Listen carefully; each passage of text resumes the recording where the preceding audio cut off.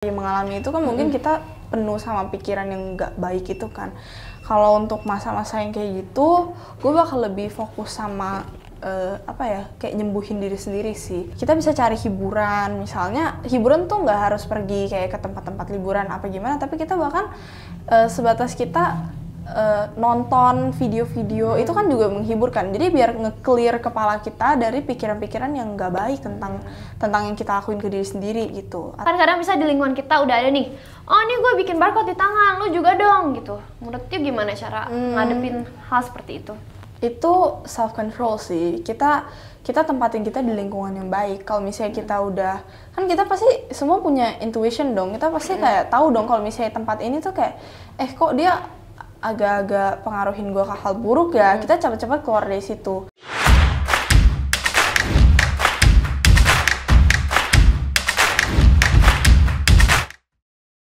Halo guys, welcome to our podcast Next Generation yang bertema tentang anak muda. Kita akan membicarakan hal-hal seputar anak muda yang lagi trending.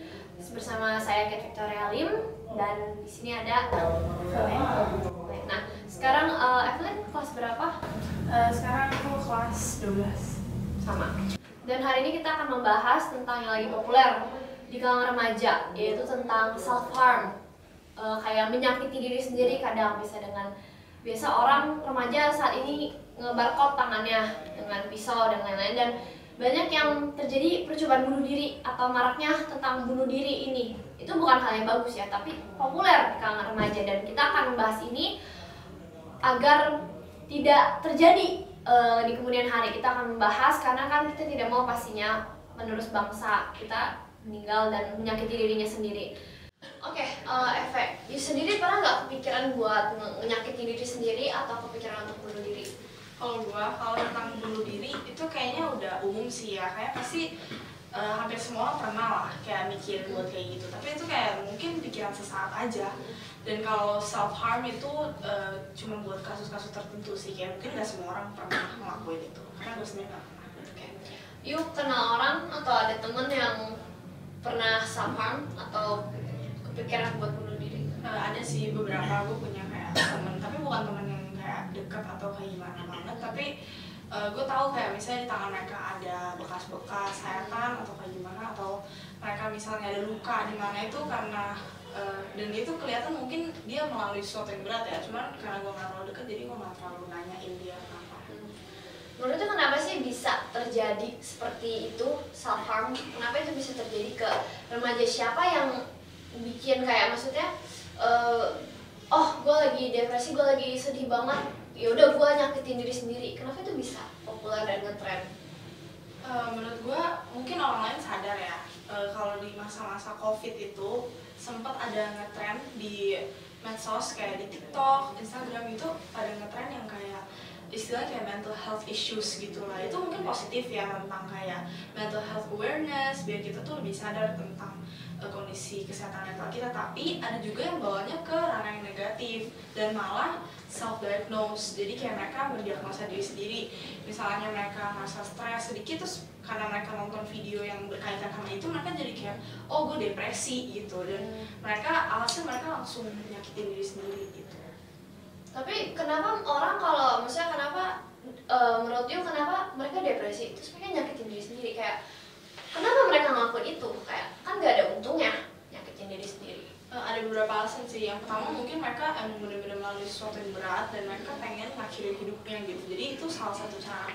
Jadi mungkin bisa jadi ya tujuan utama mereka itu sebenarnya buat ngakhirin hidupnya, tapi yang kayak istilahnya gagal gitu loh. Jadi itu ada bekasnya kan, jadi kita semua bisa lihat. Tapi ada juga yang cuma ngikut-ngikut tren. Mungkin gak semua, tapi cukup banyak sih yang ikut-ikut karena di medsos pada viral gitu. Menurut you kenapa orang tuh bisa addicted doing it? Kan kadang ada orang yang beberapa kayak oh ya udah coba-coba aja, tapi ada yang kayak bener-bener sampai addicted, padahal kan ya itu menyakiti diri sendiri. Kenapa orang bisa sampai addicted self harm? Ada beberapa orang yang kayak suka gitu loh, pernah lihat kan kayak orang yang suka mengalami rasa sakit gitu loh. Jadi ada kan beberapa orang yang kayak gitu, dan kayak mungkin mereka karena mereka melakukan itu mereka suka gitu ngerasainnya, atau mereka cuman bukan cuman mungkin mereka kayak emang melalui sesuatu yang beratnya tadi gue bilang, mereka emang melakukan terus-menerus karena mereka cuman itu kayak pelarian mereka gitu loh, cuma itu yang bisa mereka lakukan karena mereka ngerasa pas mereka lagi terpuruk ini itu solusinya tuh buat lari dari masalahnya, makanya pengen mengakhiri hidup mereka. Terus gimana caranya biar walaupun nih banyak anak muda yang lagi stres, tapi mereka nggak self harm, gimana apa solusi lainnya biar mereka tuh aduh gue stres, gue depresi, tapi mereka jangan self harm gitu, gimana caranya? Solusinya yang paling kita bisa pikiran ya pasti cerita sih sama orang terdekat, misalnya sama keluarga, sama orang tua gitu kan, atau kalau misalnya kayak kesempatannya belum ada, mereka bisa aja cerita sama kakak atau adik mereka, terus bisa juga ke temen gitu. Tapi kan kadang banyak orang yang mereka nggak punya siapa-siapa, ada masalah mereka nggak deket sama keluarga, ataupun mereka misalnya nggak punya temen. Nah, menurut itu gimana tuh? Kan banyak remaja sekarang yang alone, terisolasi, gimana caranya? Sebenarnya solusi yang paling obviousnya itu kita ke psikolog sih, karena itu kan emang udah lembaga yang resmi gitu kan, dan itu emang bisa membantu kita nyelesain masalah kita kalau pergi ke psikolog itu. Tapi mostly kan ada orang yang nggak punya uang yang cukup gitu kan untuk ke psikolog. Nah, itu gimana? Kalau kayak gitu ya, pernah dengar nggak sih kayak saying yang kayak orang bilang kalau misalnya kita tuh mengalami sesuatu yang kayak terpuruk atau apa, kita tuh malah nggak nyaman kalau cerita sama orang yang kita kenal, tapi malah lebih enak kalau kita tuh cerita sama orang yang nggak kita kenal, atau yang kayak yang kita sebatas tahu aja dia tuh siapa, kayak karena yang kita butuhin itu tempat buat ngeluarin unek-unek kita gitu.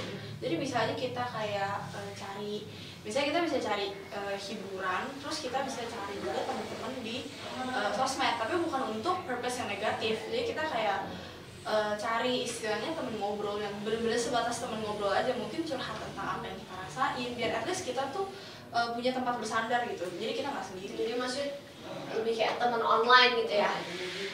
Kalau tanggapannya gimana kalau misalnya cerita sama, kan sekarang canggih AI kayak gitu, robot, kan ada tuh aplikasi Simi-Simi atau apalah gitu ada. Kalau menurutnya gimana ke situ? Kalau sebatas pengen tempat buat ngeluarin unek-unek aja, yang kayak misalnya kan ada tahu orang yang kayak curhat sama ChatGPT gitu kan. Itu kan kayak mungkin kedengarannya konyol, tapi karena kita cuma pengen kayak ngeluarin aja gitu, dan setelah kita keluarin kita udah lega. Mungkin nggak sesimpel itu, tapi untuk beberapa orang kan ada yang kayak gitu. Kita bisa pakai itu sebagai ya istilahnya solusi sementara gitu, biar kita at least nggak mikul beban itu sendiri gitu. Maksudnya kita numpahin itu, jadi nggak kita keep sendiri. Tapi lebih baik sih kayak kalau misalnya teman online tuh kan tetap kita bisa direspon dan bener-bener ada tanggapan dari manusia gitu. Jadi itu kayak lebih baik sih. Oke. Kalau misalnya you sendiri nih ada di posisi, kan tadi udah bilang you nggak pernah self harm tapi kepikiran buat bunuh diri ya, Semarang pernah. Tapi kalau you berada di posisi dimana you lagi ngelakuin self harm atau lagi dalam masa-masa kelam, apa yang bakal you lakuin? Kayak yang tadi gue udah bilang sih, gue pasti bakal kalau untuk sekarang kan kita pikirannya jadi kayak jernih gitu kan. Iya jernih, tapi kan pada nanti pada saat kita lagi mengalami itu kan mungkin kita penuh sama pikiran yang nggak baik itu kan. Kalau untuk masa-masa yang kayak gitu, gue bakal lebih fokus sama kayak nyembuhin diri sendiri sih.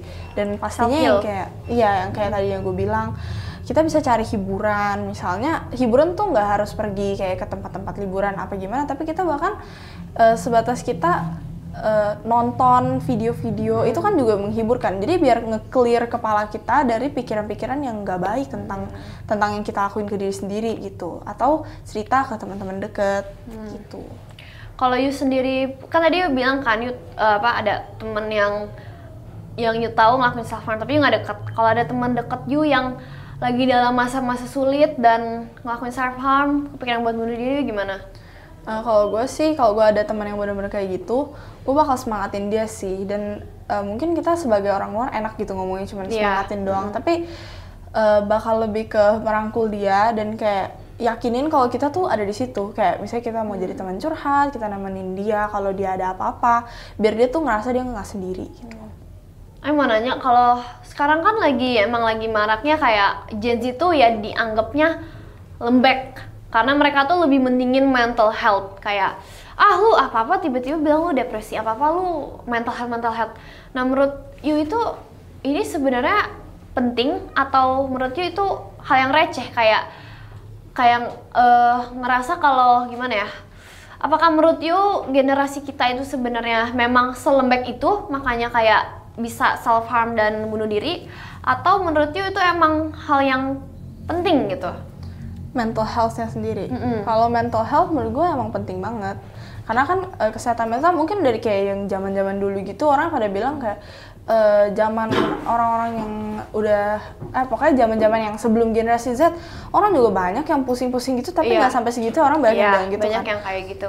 Tapi kayak justru menurut gue bagus karena kita main kesini kita makin acknowledge kalau ada yang namanya mental health condition gitu kan. Jadi kita bisa lebih aware itu tuh apa aja solusinya biar kita tuh nggak merasa sendiri, nggak merasa stres gitu kan.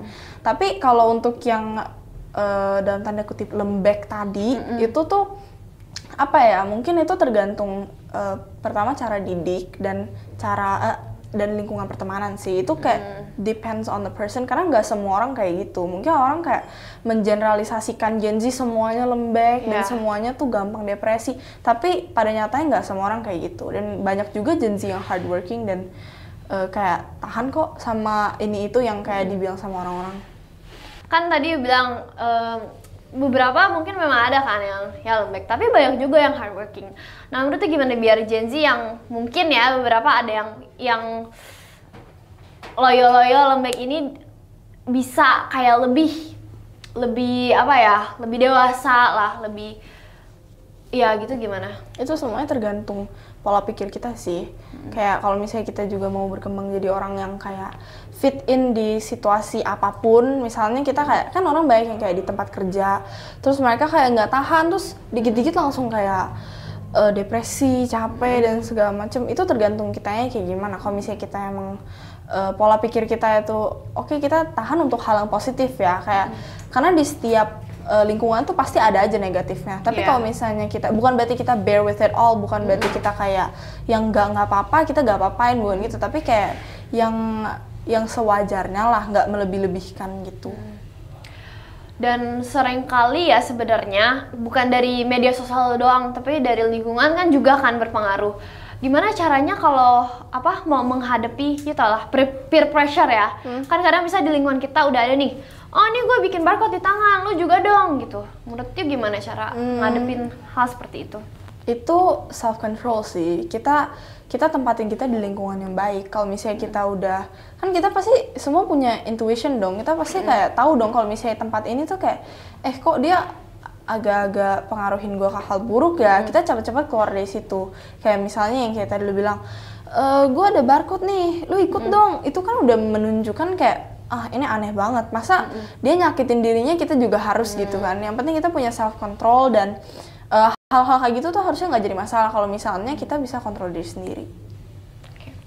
Oke, last, you punya nggak pesan atau hope lah, harapan buat anak-anak muda di sana yang mungkin sekarang lagi ngelakuin self harm karena dia lagi depresi atau lagi punya masalah atau kepikiran buat bunuh diri? Apa harapannya?